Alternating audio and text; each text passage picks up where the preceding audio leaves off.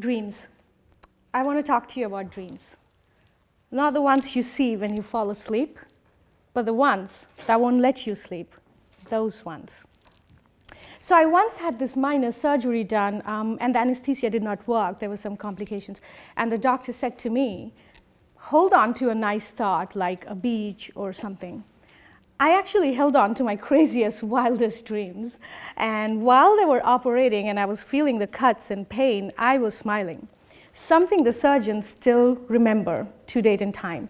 A young patient on a surgical table, no anesthesia, smiling away. So dreams are very powerful, and we got to talk about it today. My dreams, your dreams, our dreams. But first, let me tell you about this 12-year-old girl that I know. She lives in an emerging economy in a small one-bedroom apartment. They have no air conditioning, and the temperature sometimes goes up to 48 degrees. With beads of sweat running down her back, her mother catches this overcrowded public bus every day to go and teach in a nearby high school to pay their rent and bills and other things. It's not easy to live in middle class in a developing region. Their concerns are many, right from safety and security to even basic health care.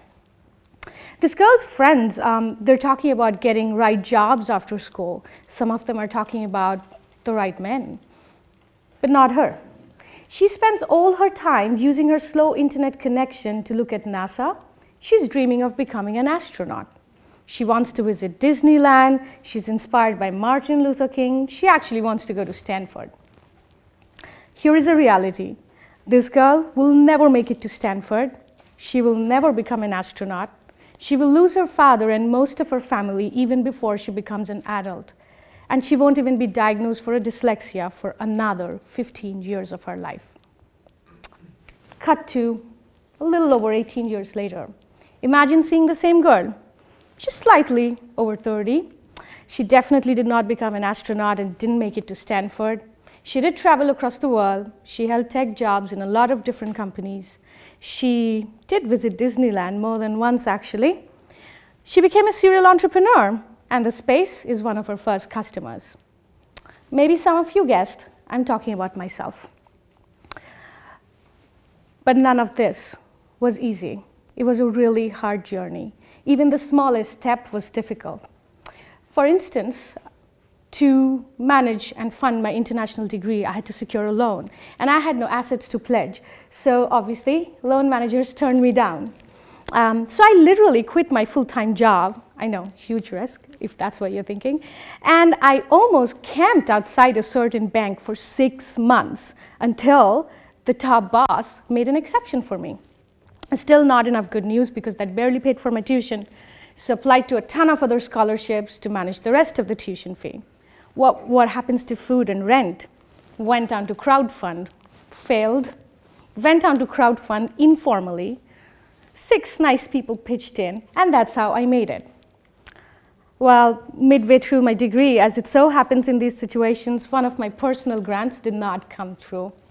And that was the time, and everyone in my degree was enjoying a really good time. It was a bit of a break. So they were traveling and holidaying and doing all kinds of fun things. And I was on 1 meal a day for 3 weeks. And I was so embarrassed, I didn't tell anybody in the class about this. In fact, no one knows, even till date and time. This might be a revelation for many people who watch this today. How did I go through that time with equal, if not my more than usual share of energy? It's because of my dreams. I would just close my eyes and find this place in my heart where I still hold on to my dream. And that was all it took for me to get through the time with not just dignity, but, well, I danced through it. It was awesome. So, if you know me, but if you don't know my dreams, you don't know me entirely. You kind of know me, but you don't know my future, and you definitely cannot predict what I'm capable of. And I believe this is true for all of us here. And that's what I want to talk to you about. If you are trying to define yourself, but you're not accounting for your dreams, you are an incomplete life, and that's what you're feeling. So lately, if you haven't felt the true passion of who you really are, chances are you have brushed your dreams under the carpet for too long. And if you're trying to use that half a definition of you to feel passionate and feel complete and feel yourself, it's not going to happen because you are missing an essential ingredient of who you really are. Now, a lot of people will actually disagree. Many life coaches and mentors these days are saying, dreamers aren't doers, doers just go out and get stuff done. Dreamers, not so much. I strongly disagree. I think doers are extreme dreamers. It first happens here in their mind, in their mental energy, and then it spills over to their hands and legs and body and becomes physical energy. Thoughts become things. But it is dreaming that transforms that.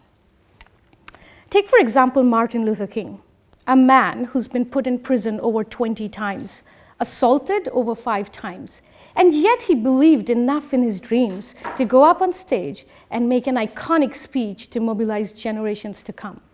I have a dream. Now, was he a doer? I leave that to you to figure it out. You see, dreams have real neurological basis. When you're trying to create a positive, affirmative vision of you in the future, you're actually a self-sustaining engine that's creating hope for itself. And that frees you from the recency effect. The recency effect is a real cognitive bias. If you show a person equal number of red and blue cars while they're driving through a highway, but they've seen blue cars towards the end of the journey, if you ask them what did they see the most, they tend to say blue cars. We always overbloat the recent indicators of our past. And if you use that to try and imagine your future, that's really limited. But when you're trying to dream, you're creating this clear, ambitious vision of you in the future, free of these effects. Dreams are the yin to your yang. When you're doing, you get strength and stamina. But when you go back home every day and find time to proactively dream, the softness in your heart is still alive. If you're just a doer, the fight will leave you very cold. You'll become a bitter, harsh soldier of reality, going out, getting stuff done, but there's no softness in you, there's no mellowness, and everyone around you will feel the quality of you as a person, including your relationships. So it's really important to not just be a doer, but also a dreamer. The most amazing thing about dreams is the power they have not just on you, but how unconsciously you give permission to others to pursue their dreams because of you. Let me explain. So when I say dreams, the qualifying word is my dreams. It's a dream for me, but it's a concept for you, okay? It's a dream only for the dreamer. For everyone else, it's an idea. But if I can share my dream successfully and bring you into it, amazing, magical things happen. What really is a relationship goal? Think about it, except a shared dream amongst 2 individuals. What really is a company except a shared dream amongst a group of individuals? What is an election? What is a nation? A large shared dream amongst a large group of individuals? What is this talk except a shared dream that we want to experience more? What is anything meaningful in life except a shared, genuine dream? And I find a lot of those people in my life who are borrowing pieces from my dream, adding to it, expanding, and making it bigger by enabling themselves from my dreams. So I had an email the other day from a girl that I haven't met in over 15 years. This girl has been in a domestic abuse situation for over 10 years. And she wrote to me and said that she finally spoke up last month because she has been following my posts on social media. And she thought, here's this girl from school. She's fighting for her dreams. I'm going to do it. I'm finally going to do it. And she wrote to me that she did. There's another woman who wrote to me last month. She lives in Indonesia. I've never met with her. She's never met with me. But she knows someone who shared an apartment with me. And she hears my stories from this person, regular updates about where I'm with life, what am I doing. And she wrote to me and said, Joyeeta, by pursuing your dreams, know that you have given me encouragement to go and pursue mine. And that's why they're so powerful. You should pursue them not just because they're great for you, but because you will be creating this aura of power for a lot of people around you who know you, or in my case, some of them I do not even know. Now, I want to share something with you. It's going to be interesting because it's going to be shared for the first time in this world, and the people who have participated in this don't even know. So about 2 months ago, I announced on social media to a bunch of people. I think a total of 100 people participated, 99 to 100. I said, give me 3 words that come to your mind when you think about me. And people who know me for 10 years, 10 days, they all participated, 100 people. Being a data scientist, I did some basic clustering and family of words, and this is what I found. They said, well, these are all nice things, obviously, because they were not anonymously polling, but kind of. I would like to point out the last word here. This is what they said, doer, yeah? Those are all glimpses of my life. Now, I want to share with you, I had actually repeated this experiment 7 years ago, and these people did not know that. A lot of them even forgot, even though they had participated, because the experiment was not on social media. I had gone around to 50 people and asked them 7 years ago, what are the top 3 words they think about me when they, think about me? And this is what they had said.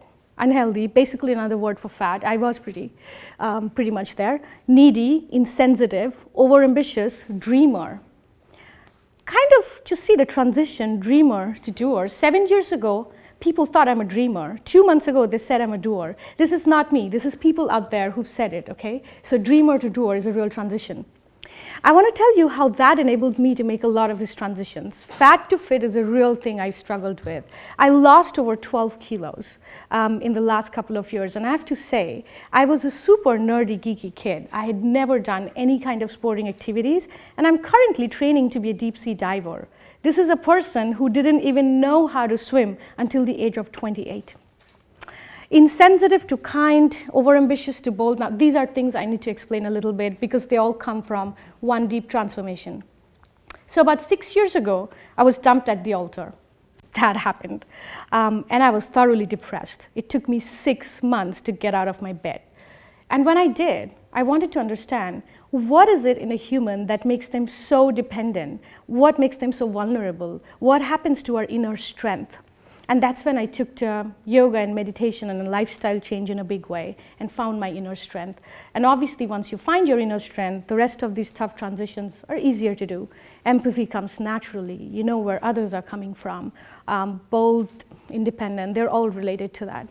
And those were all very tough changes. And I can tell you the only reason I could do that is, again, my old trick, very old trick. Just close my eyes, go into that space, happy spot, where I still have my dreams, and no matter how hard they are, entire world crumbling around me, I go on and get them.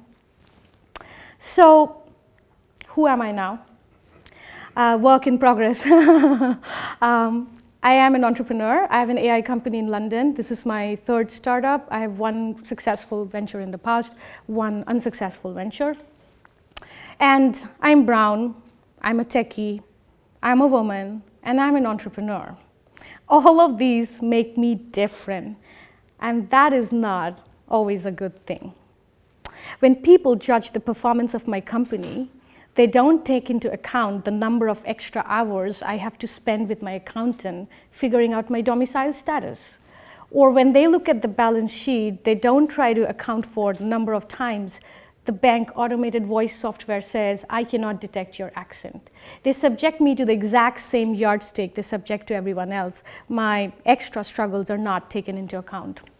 So it's pretty hard. I get rejected a lot. Every day I wake up, I get rejected by customers, investors, employees, ex-employees, you name it. But still, I wake up every day and I fight again and again and again and again. My resiliency comes from my dreams. 40 VCs, 8 angel investors, and 5 family offices turned me down before I raised my first seed funding. It took me 178 meetings, but I still ended up raising $1 million. That happened over 2 years ago. I'm fundraising again as I speak, and the story is not so different. But I'm confident that I'll somehow make it. How do I know that? That's because what I'm about to share with you. I want you to know that the power of believing in your own dreams has something very amazing. What it does is, it helps you attract the right people you need to make your dreams come true, to learn the skill sets that you need to make them come true. So think about me. I went from being a girl with a laptop, some cool ideas, not even enough funds to get a return ticket home, a bunch of liabilities and a truckload of attitude, to being who I am in 3 years. And that happened because I attracted the right business partners, the right mentors, the coaches, the employees.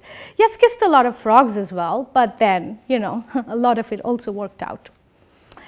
So I attracted all of them because they had to believe in me, and they believed in me because I believed in myself first. No matter what was happening around me, I had the twinkle in my eye. The universe could be falling apart, but I was like, no, I'm going to do it. Are you with me or not? So believing in your dreams helps you attract the right people who will come and join you to make that happen. So what do I dream of now? Yeah, I dream of making a valuable company and a valuable group of people. But above all, what I dream of is enabling others like me to dream.